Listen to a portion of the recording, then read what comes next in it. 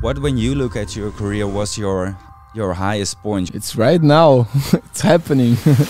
I spend a lot of time like doing music. Music is what I love to do. What was the hardest decision that you have ever made? Oh my God. I thought about these questions. I told you, yeah. Because if you don't tell yourself, I did that, I finished that. Whoa, well done, good job. Nobody's gonna do it. Everyone has a bit of bad habits, drugs and those cigars and everything. An astronaut, he wants to go to the moon. Getting to the moon is gonna be his thing. Yeah. So this was my thing when I started. You're at the moon, yeah. I'm at the moon, watching Earth. All right, Thomas, welcome to Young Ones here at Tomorrowland. Thank you so much for making the time for us.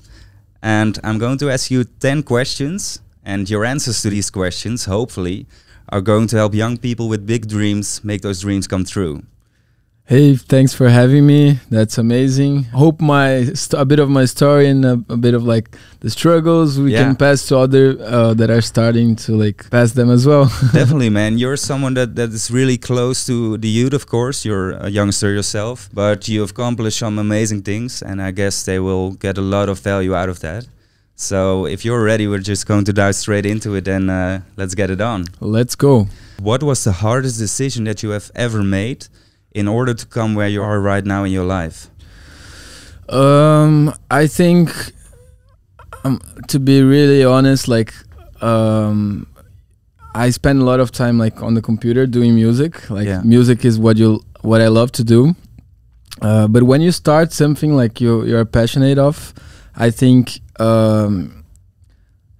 like you're gonna write a first story, you have the will to do that, and then afterwards, when it becomes a profession, you have to like keep pushing yourself. So I think the hardest decision in my life is like the time I spend when I'm traveling with my family and with stuff. Like I choose to really work to push harder on myself, but like it's a balance. Like sometimes you have to take some things to get others. So I think that definitely, yeah. So it's more like, how do I divide my time to also my loved ones, my friends, and also to the big dreams that you have in your career. And this is for everyone who like pushes them hard, because you get some burnouts, you get some things, but in the end you have to see it's a balance, right? So yeah, definitely, yeah. Now what I do to myself, like some periods I struggle, like before Tomorrowland, I was until yesterday at 5 AM working on every detail of the set and everything. But afterwards, you need to recompensate yourself with a good, peaceful moments. Yeah. And how do you get that peace? What works for you to get in that mental state of clarity and like calming down to be creative again? For me, getting back to a kind of a routine, it helps me. Yeah. Because touring is like out of the routine. So like to do sports, I play tennis, and eat well and have a good sleep, and also be in a calm place, maybe travel somewhere you don't have like to change the energy. It's a kind of thing that helps me. Maybe question 2 is also nice in this regard. In the last 5 years, what new belief, behavior or habit has most improved your life or your quality of life? You know? I think to be to accept some things of myself and the things I do, because I'm very perfectionist. So I've read once a sentence that it's written better than perfect. So I'm trying to like implement that in my life, and for you to reward yourself when you do something and you finished it. So like I did that, I finished that. Whoa, well done, good job. Like to tell yourself, because if you don't tell yourself, nobody's gonna do that. So it's definitely speak positive to yourself. Yeah, I think that is the habit. Yeah, but that's such a nice advice, because that perfectionistic state can be, of course, very pushing. So that makes you push your boundaries. But when you can never be grateful and happy about what you have accomplished, I guess that's, at least in my opinion, the biggest failure I guess you can make, because then you can never be happy about what you've done and what you're doing.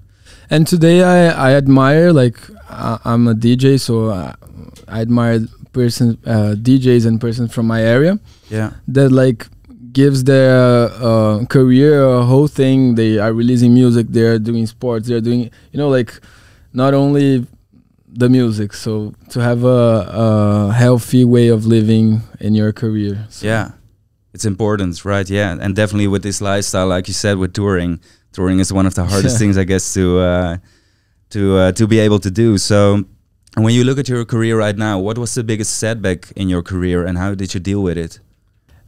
In school, and this is good because we're hopefully talking to young people here. Definitely.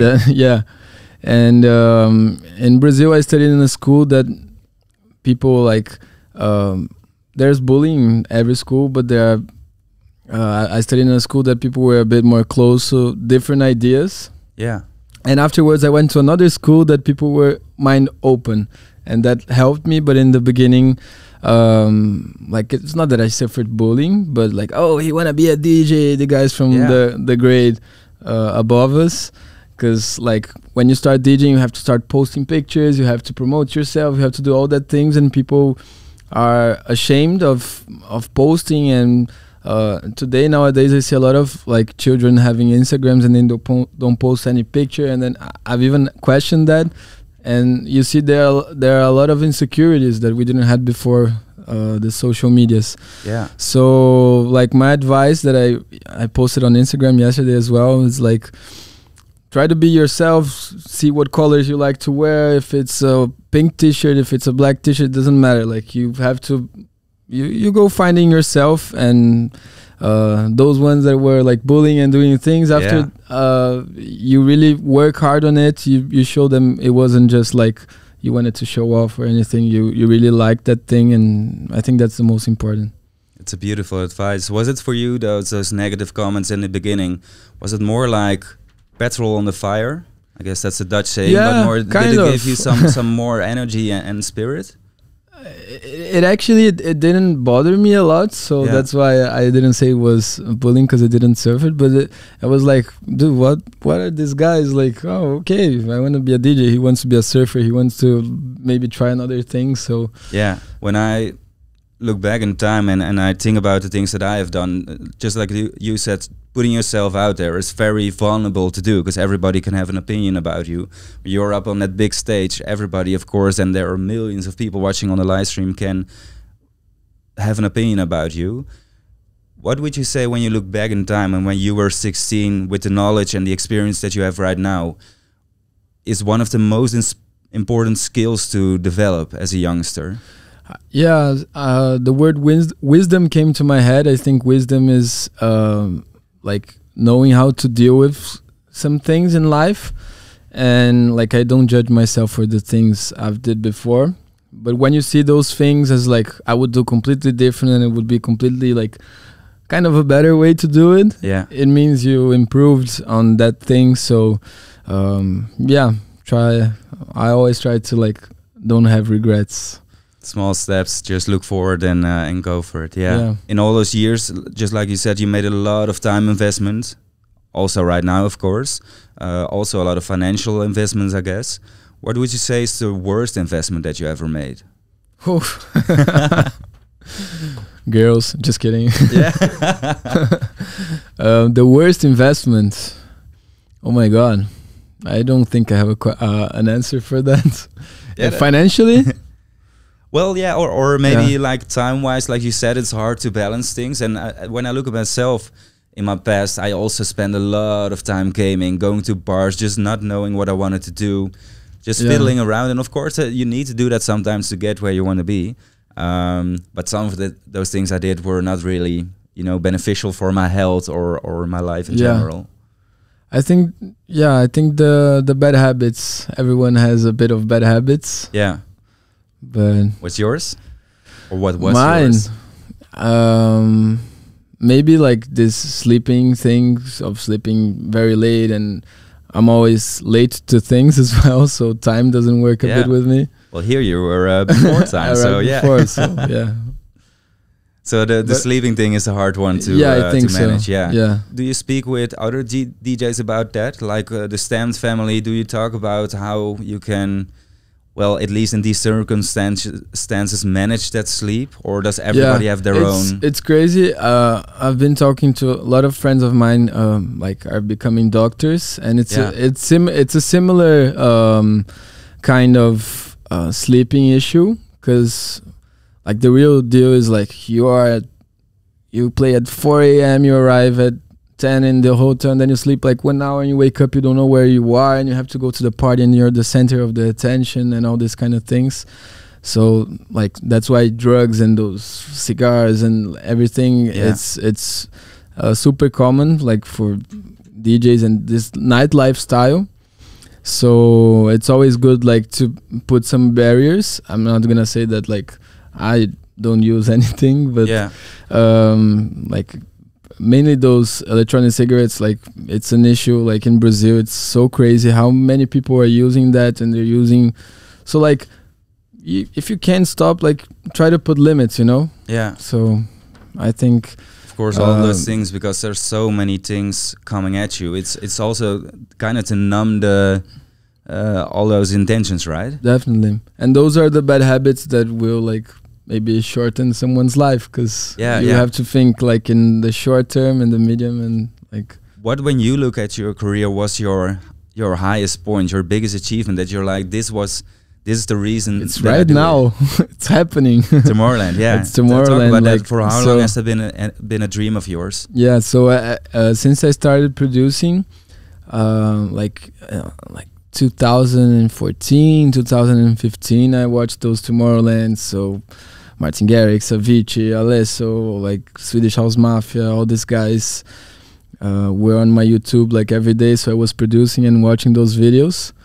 So like my biggest achievement, it's to be here now. Yeah. Before that, I went to Ushuaia as well. It was like, I never thought I would play there. Wow, yeah. And Tomorrowland, I tell everyone, it's like those dreams you have that you already accept that you might never achieve, because it's like an astronaut, he wants to go to the moon. Getting to the moon is gonna be his thing. Yeah. So this was my thing when I started. You're at the moon. Yeah, I'm at the moon, watching Earth. But I'm also very excited because there are a lot of things to do. Brazil is also a huge country, so I'm definitely anxious to go back and travel, continue doing what I do. Yeah, and what was the biggest factor in achieving your dream to come here to Tomorrowland? Of course, you're a part of the Stamped family, the record from Martin Garrix. How did you meet up or get in touch with him? Was it via a collab for the first time? Or? Yeah, so the story behind me connecting to Stamped, Guga, he's from Entourage, which is my agency in Brazil. Yeah. So after I entered this agency, he saw like in my sound, oh, I think I might connect. He knew Watsi and Martin from a tour in Brazil. And we sent like 7 tracks that I hadn't released. A lot of them were like shit. Yeah. But there was one that they liked, and it was my first release there. And after that, like I just didn't stop. Every opportunity, remix that came, I did. And you know, like when you have I don't know how to say that expression in English, but when you really have the guts to do things, not the guts, it's courage. Yeah, you don't let any opportunity pass. You're always like getting them. So I think this was my thing to be here, because many people release songs there. Many people, I also saw that like sometimes you get struggles in your head and you might not think so. Like going back to doing music and releasing music and doing like the main thing. Yeah, it's. Yeah, and then not to be too fast, but after today you've done Tomorrowland and your biggest dream has been achieved. What do you think is next? What's on your mind right now? Because like you said, you're always striving for more and for better. So are there already things in your head that you're like? Yeah, there are a lot. Yeah. Take me so with like us. Personal life. I'm living by myself, so this is like it's a completely new life. And on Pontifexx, I want to improve my show, so new visuals, new storytellings. I'm also trying to do like some live acts. Yeah. So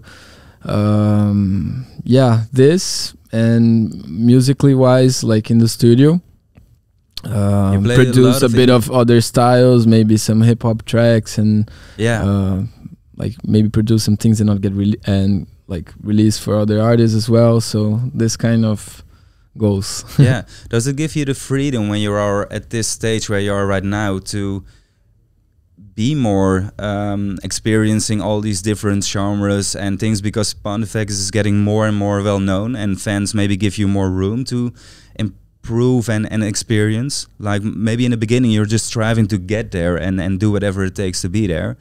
Does it feel for you in that matter, or is it completely different? Yeah, and it kind of feels that.